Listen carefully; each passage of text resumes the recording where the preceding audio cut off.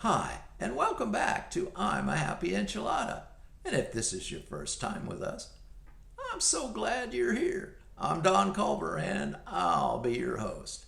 All right, everybody. Well, you might have already noticed new background here on the set, right?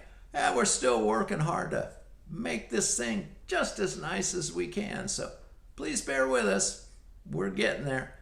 Now, we have a topic today that can send some people running for cover. It's intimacy. Yikes and double yikes. Intimacy is an endless conversation with most women and not so much for most men.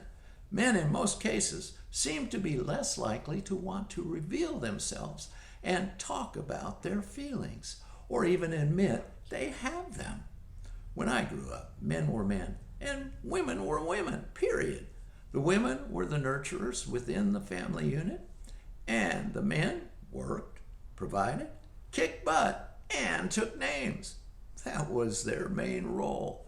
Now today, it's all changed, some for the better and some for the worse. The good news is that more people are talking about their wants, needs, and feelings than ever before. I'm really glad about that. It's good to be able to talk about who we really are with people we trust and be who we are in our everyday lives. Yeah. Before we get into intimacy, though, I want to share two things with you I found during my research today. What men desire in a woman and what women desire in a man. Ooh, this is great stuff. Listen to this. Men desire a woman who is trustworthy, faithful, and reliable. They want a woman who will stand by their side. Pretty simple. Women desire a man who is honorable, fair, and ethical. In terms of relationships, having integrity can help strengthen the bond a man has with a woman, as his moral principles will guide his behavior and help him to be the best partner he can be. Well, those are both excellent, right? So now let's get to intimacy and see what is real intimacy. Well, real intimacy usually denotes mutual vulnerability, openness, and sharing. It is often present in loving relationships such as marriages and friendships. Next, let's look at 5 types of intimacy. Safe communication, sharing other people's opinions and beliefs, sharing our own opinions and beliefs, sharing our own feelings and experiences, and sharing our needs, emotions, and desires. Whew, that covers a lot of ground, doesn't it? So let's look at several ways to nurture intimacy in a relationship. Make it a point to show your appreciation. Make an effort to learn about each other. Set aside time for each other.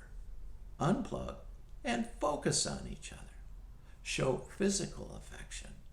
Tackle a project together. Oh man, those are some great ways to create intimacy in your relationship for sure. Of course, it means both parties are invested in the relationship and willing to talk about the things that really matter. And be 100% honest and not just saying what you think the other person wants to hear, right? Yeah. Well, I believe it takes a lot of courage to really open up and share at such a deep level. I can see that building intimacy in a loving relationship would take a lot of time and patience. It's hard work, but oh so rewarding. I'm wondering just how many of us have had the trust and willingness to go that deep and be that honest and vulnerable in a love relationship. I have to be totally honest here. I haven't. I'm not proud of that, but it's true. How about you? Now, there's still good news here. It's not too late. It could still happen. Yeah, be positive. Hey, I'm ready to move on here, but first, let's look at some fear of intimacy symptoms. Might be interesting to see how many of them apply to us and to a significant other, huh? Starting with low self-esteem.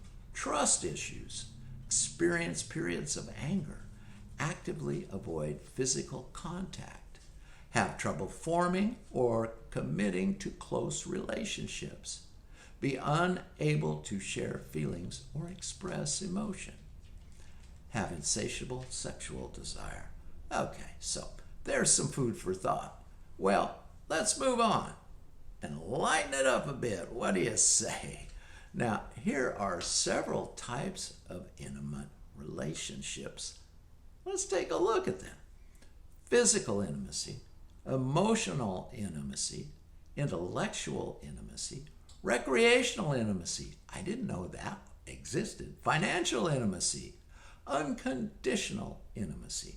And lastly, here's a great question. Can a relationship survive without intimacy?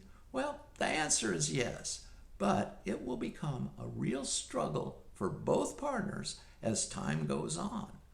Neither partner will feel happy or secure in the relationship. And without happiness and security, a relationship is complicated. Well, that's all I've got. So until next time, God bless and be a happy enchilada. Bye.